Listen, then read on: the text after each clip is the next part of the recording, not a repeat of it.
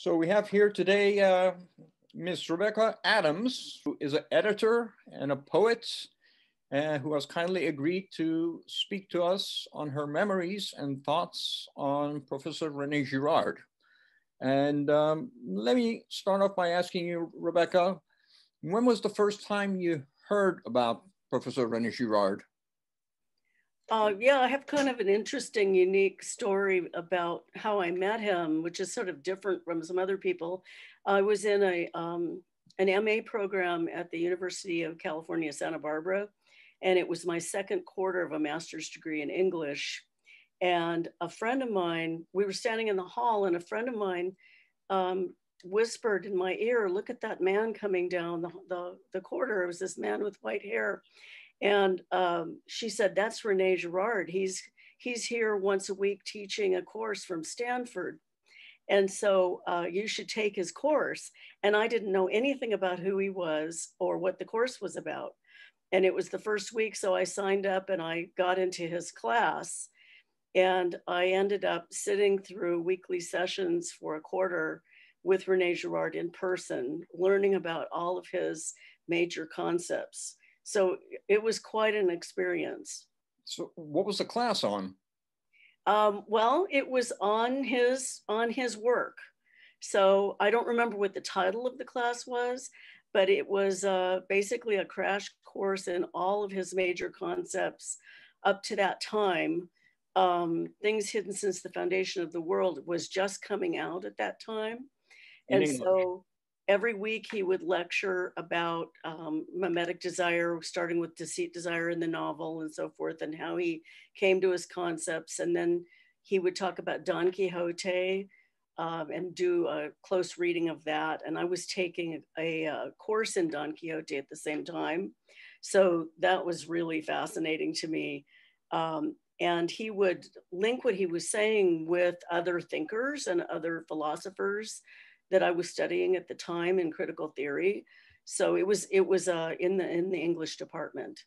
And so one of my favorite memories of him was he would pace a lot and be excited about his material and sit on the edge of a desk and so forth. And one of my favorite memories was, of course, everyone was studying Jacques Derrida at that time. And he had a copy of Derrida's book on Plato's Phaedrus, where he does his analysis on Plato's Phaedrus. And he was very excited about this and animated. And he said, "At first I thought that we were onto exactly the same thing, the same structures, and analyzing the same thing with the scapegoat and the pharmacon."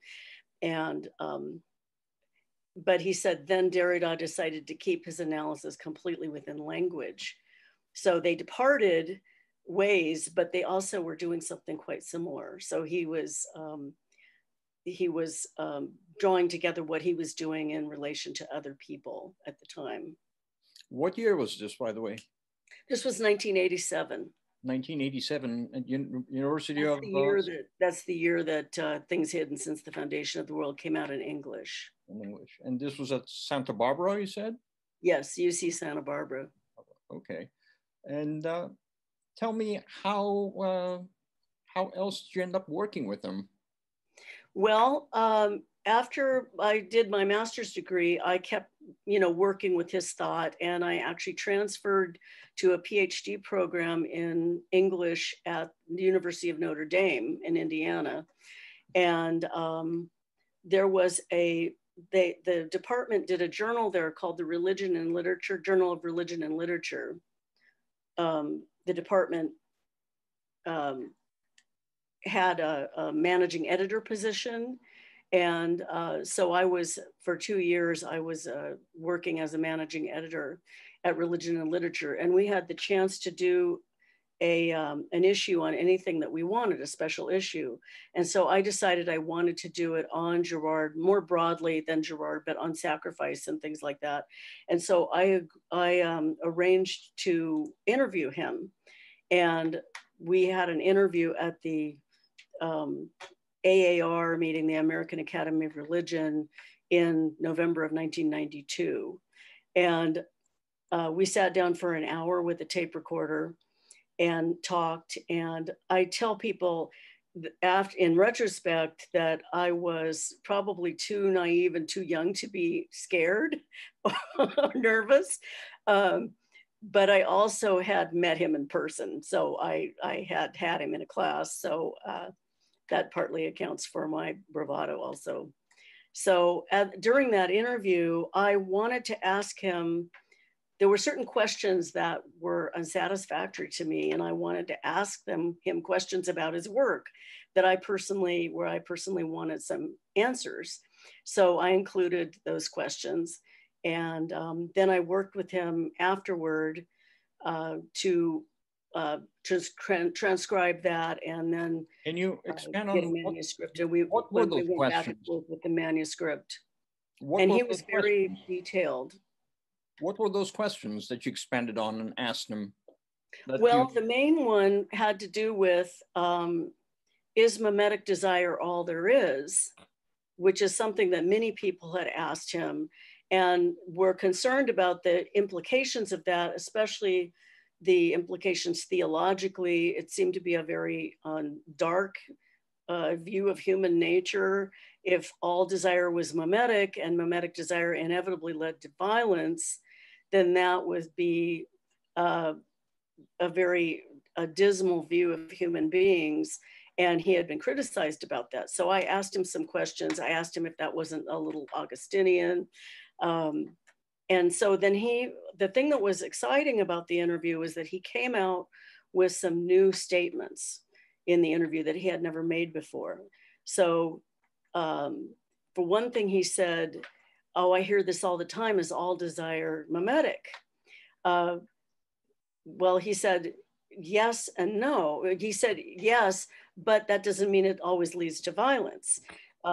He said, mimetic desire is everything. It's murderous, it's rivalrous, but it's also the thing that leads to our everything that we do that's human and the basis of friendship and love. And he said two exciting things. He said, mimetic desire is the desire for God, which was the theological thing that he said. And then he said, mimetic desire is inherently good.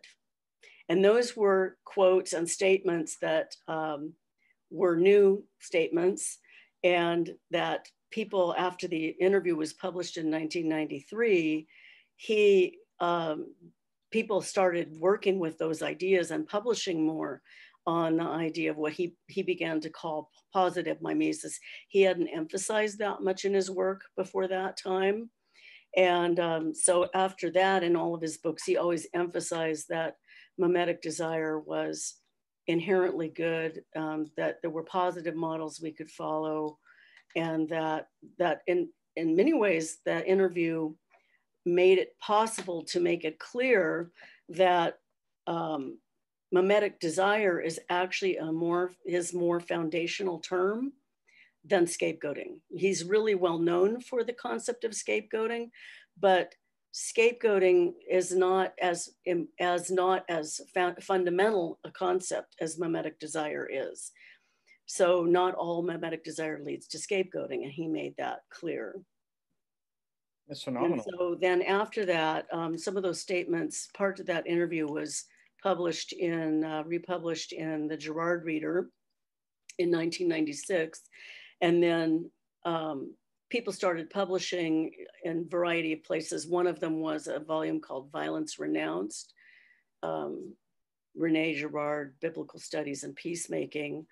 And I had an essay in there in 2000 where I took what he said in the interview and I further extended it and worked out some of the, what I saw as the bugs or the lapses in his thinking about mimetic desire. And I proposed how to think about mimetic desire as loving mimesis. I see. Good. Didn't he at one point, did he or did he not at one point propose that Jesus is the model and one should imitate Jesus? Say the last thing again. Did he or did he not at one point propose that Jesus is the model and one should imitate Jesus. Yes, he emphasized that in the interview. He said, well, it makes no sense to say mimetic desire is bad because Jesus himself says, imitate me, imitate the Father. But what he hadn't done was he hadn't spelled out what that meant, what that would really mean. And so when I wrote my article, I tried to cash out what the implications of that were and how that would work, and because that he didn't define that. He did say Jesus was the model, but he didn't make it clear if that was external mediation or whether, he didn't spell that out. And so that's what I did in my work. So how did you spell it out of curiosity? Can you say that in a couple of sentences? Yeah, well, I came up with the idea of loving mimesis when I realized that if the person who was the mediator took this it depends on what it is that they desire. What is that person desiring? That the person doing the imitating is imitating the mediator. And so if the mediator desires the subjectivity of the one imitating, all of a sudden you get a positive cascade where it's just as contagious as negative mimesis is, but it goes in a positive direction because you're opening space up for the other to have a future and to be a person, and to it's a way of thinking about what love is in mimetic terms. I see. Good. So let me ask you, Rebecca, which one of René's books do you like the most? I have a fondness for Things Hidden Since the Foundation of the World because it's actually the first book I read. After I took the class with him and was familiar with all his concepts, of course, I had to go back and read all of his books. And so that book was very special to me because at the time, my significant other and I actually read that book out loud. And he gave it to me as a gift for my master's degree party. And I just thought this was the most wonderful thing. It was my first real intellectual book that I had received. I was a poor graduate student, and we read that book out loud, including the footnotes out loud even. And so we really studied intensively. And then, of course, I went ahead and read all of his other books also. So I have special fondness for that particular book. I see. Reading it out loud, isn't that a little heavy? Well, I had been introduced to his concepts, so I wasn't starting in without, he had gone over all the ideas in Deceit, Desire in the novel and so forth in the class. Okay. And Violence in the Sacred. So do you have a favorite part of those 3 parts in Things Hidden?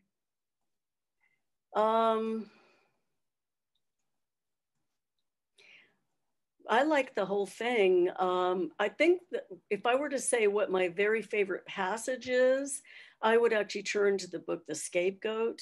I love his reading of the medieval text where he talks about how you can discern which voice in the text is the one that is the correct one.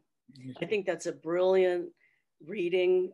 It's a very close reading where he shows that you can tell that the voice of the accuser is not the truthful voice. Right.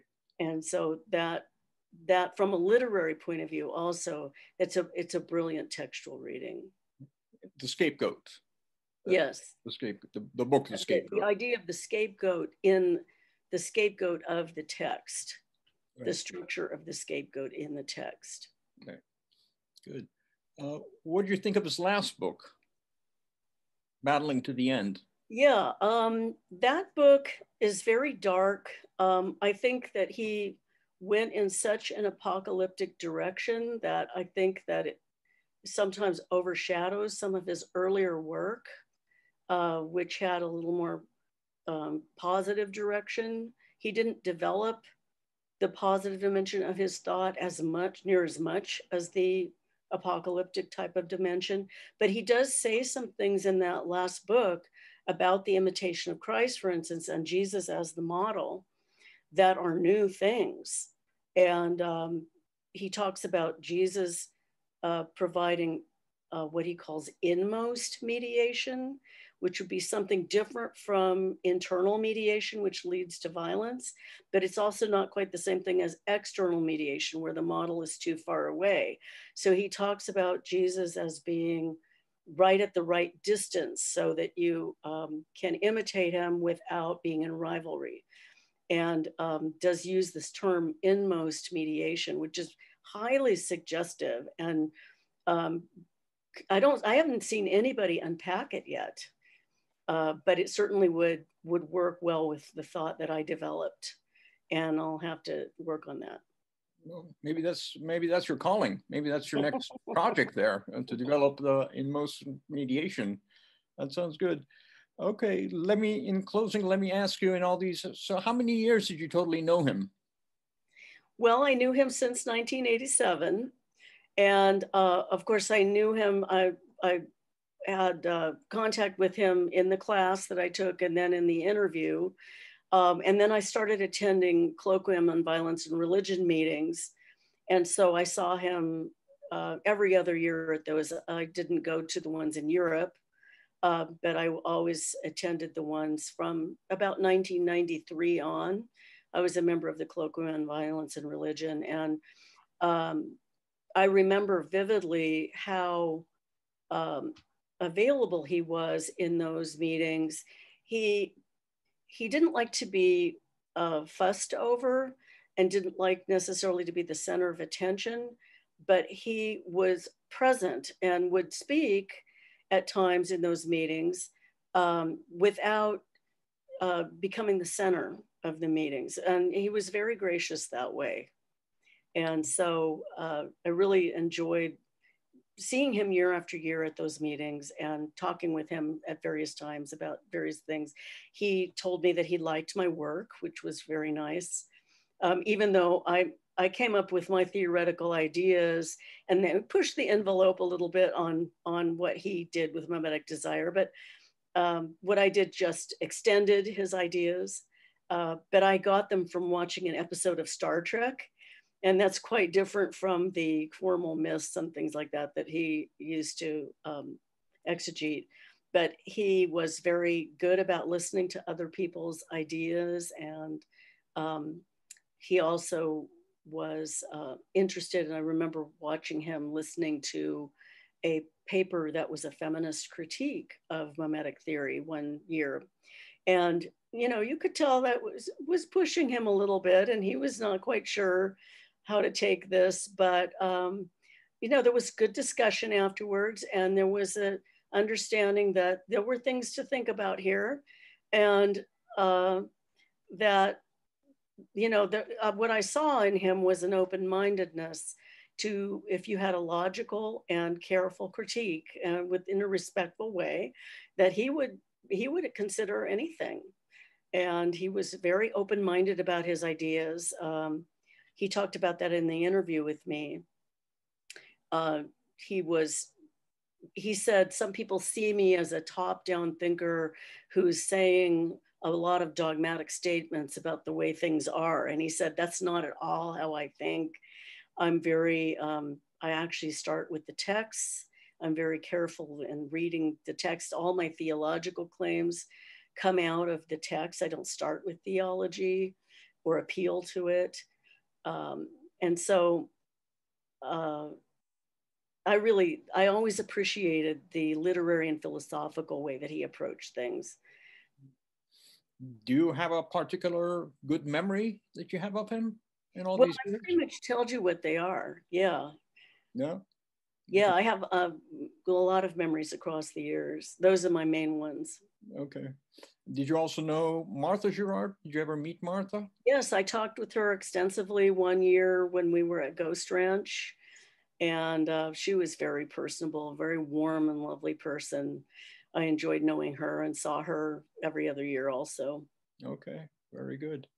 All right. Well, thank you so much, Rebecca, for taking time to have this meeting and this conversation about Professor René Girard.